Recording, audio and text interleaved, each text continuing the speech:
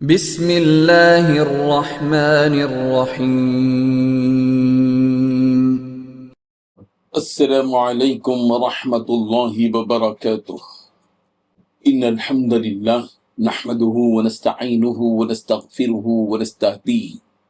والصلاة والسلام على سید المرسلین محمد وآلہ وصحبہ اجمعین، اما بعد۔ حاضرین و ناظرین، یہ درس نمبر 224 ہے اور آج سورۃ البقرہ کی آیت نمبر 282 کے پہلے حصے کی تلاوت اور تشریح کی جائے گی، کیونکہ یہ آیت قرآن مجید کی سب سے طویل اور لمبی آیت ہے، اسی لیے اس کو حصوں میں تقسیم کر کے تفسیر کرتے ہیں۔ اعوذ باللہ من الشیطان الرجیم، بسم اللہ الرحمن الرحیم۔ یا ایہا الذین آمنوا اذا تداینتم بدین الى اجل مسمى فاکتبوه وَلْيَكْتُبْ بَيْنَكُمْ كَاتِبٌ بِالْعَدْلِ وَلَا يَأْبَ كَاتِبٌ أَنْ يَكْتُبَ كَمَا عَلَّمَهُ اللَّهُ فَلْيَكْتُبْ وَلْيُمْلِلِ الَّذِي عَلَيْهِ الْحَقُّ وَلْيَتَّقِ اللَّهَ رَبَّهُ وَلَا يَبْخَسْ مِنْهُ شَيْئًا فَإِنْ كَانَ الَّذِي عَلَيْهِ الْحَقُّ سَفِيهًا أَوْ ضَعِيفًا أَوْ لَا يَسْتَطِيعُ أَنْ يُمِلَّهُ فَلْيُمْلِلْ وَلِيُّهُ بِالْعَدْلِ وَاسْتَشْهِدُوا شَهِيدَيْنِ مِنْ رِجَالِكُمْ صدق اللہ العظیم۔ لفظی ترجمہ یوں ہے، یا ایھا الذین آمنوا، اے ایمان والو، اذا تداینتم بدین، جب تم قرض کے دینے لینے کا معاملہ کرو، الی اجل مسمی، ایک مقررہ مدت تک کے لیے، تو فاکتبوا، اس کو لکھ لیا کرو۔ وَلْيَكْتُبْ، اور چاہیے کہ لکھے، بینکم، تمہارے درمیان، کاتب، لکھنے والا، بالعدل، انصاف کے ساتھ، ولا یابا، اور انکار نہ کرے، کاتب، لکھنے والا، ان یکتبا، لکھنے سے، کما علمہ اللہ، جس طرح اللہ نے اسے سکھایا، فلیکتب، چاہیے کہ وہ لکھ دیا کرے،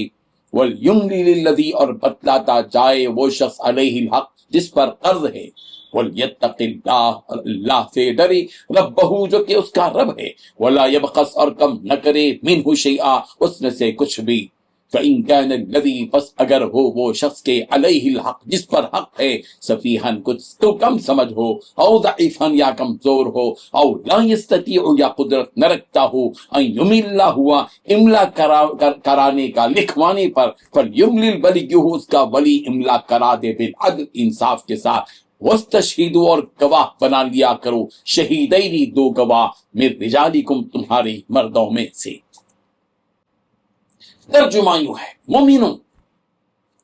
جب تم آپس میں کسی میعاد معین کے لیے قرض کا معاملہ کرنے لگو تو اس کو لکھ لیا کرو، اور لکھنے والا تم میں کسی کا نقصان نہ کرے بلکہ انصاف سے لکھے، نیز لکھنے والا جیسا اللہ نے اسے سکھایا ہے لکھنے سے انکار بھی نہ کرے، اور دستاویز لکھ دے، اور جو شخص قرض لے وہی دستاویز کا مضمون کھول کر لکھوا لے، اور اللہ سے جو کہ اس کا مالک ہے خوف کرے، اور زر قرض میں سے کچھ کم نہ لکھوائے، اور اگر قرض لینے والا کم عقل یا ضعیف ہو یا مضمون لکھوانے کی قابلیت نہ رکھتا ہو تو جو اس کا ولی ہو وہ انصاف کے ساتھ مضمون لکھوائے، اور اپنے میں سے دو مردوں کو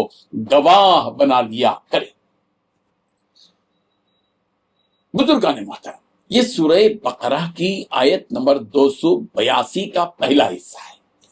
دوسرے حصے کی تفسیر درس نمبر 225 میں، اور تیسرے حصے کی تفسیر درس نمبر 226 میں ہوگی۔ اور آپ کو معلوم ہونا چاہیے کہ یہ آیت کلمات اور حروف کے اعتبار سے قرآن مجید کی سب سے بڑی آیت ہے، جس میں مختلف احکام بتلائے گئے ہیں، بالخصوص تجارت اور قرض کے لینے دینے وغیرہ کے سلسلے میں مفصل احکام اس آیت میں بتلائے گئے ہیں۔ اس میں جو باتیں بتائی گئی ہیں اس کو غور سے سنیں، جو دفعات اس میں بتائے گئے ہیں۔ پہلی بات یہ کہ جب مقررہ مدت تک کے کسی سے قرض حسنہ لیا جائے تو اسے لکھ لیں، زبانی جمع خرچ نہ ہو، یہ معاملات کی صفائی کے لیے بہت شفاف اور عافیت والا معاملہ ہے۔ بعض مرتبہ آدمی قرض لے کر یا دے کر بھول جاتا ہے، مقدار رقم کے سلسلے میں بھول ہو جاتی ہے۔ اگر صاف صاف تمام ضروری تفصیلات کو قلم بند کر لیا جائے تو اس میں ہر ایک کے لیے عافیت ہے، اور اس سے کئی طرح کے جھگڑوں، ٹینشنوں، الجھنوں اور غلط فہمیوں سے آدمی بچ جاتا ہے۔ اور دوسری بات، جس کے پاس اس قسم کے معاملات کو لکھنے کی صلاحیت ہو، وہ لکھنے والا اس معاملے کو انصاف اور غیر جانبداری کے ساتھ لکھے۔ تیسری بات یہ کہ جس کے پاس لکھنے کی صلاحیت ہے اور اللہ تعالیٰ نے اس کو یہ علم عطا کیا ہے تو اس کو چاہیے کہ وہ لکھ دے اور لکھنے سے انکار نہ کرے۔ چوتھی بات، اس قسم کے معاملات میں لکھنے لکھانے کی ذمہ داری اس شخص پر ہے جس شخص کے ذمہ حق ہے۔ مثلا ایک آدمی کسی سے قرض لے رہا ہے تو اب قرض لینے والے پر حق ہے کہ وہ لوٹائے، تو ایسے آدمی پر لکھنے لکھانے کی ذمہ داری ہے۔ اس لیے کہ اگر یہ معاملہ اس کی طرف سے لکھا جاتا ہے تو ایک طرح کا اقرار بھی ہو جاتا ہے کہ اس کے ذمہ یہ حق موجود ہے۔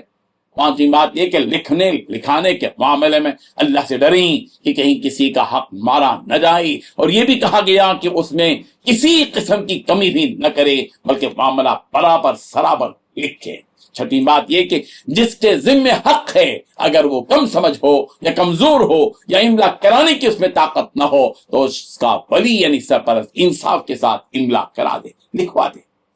اور وَاسْتَشْهِدُوا شَهِيدَيْنِ مِن رِجَالِكُمْ، جو بھی معاملہ طے ہو اور لکھا جائے اس وقت مردوں میں سے 2 آدمی کو گواہ بنا لیا جائے تاکہ ضرورت پڑنے پر یہ گواہ کام آئیں اور گواہی دیں۔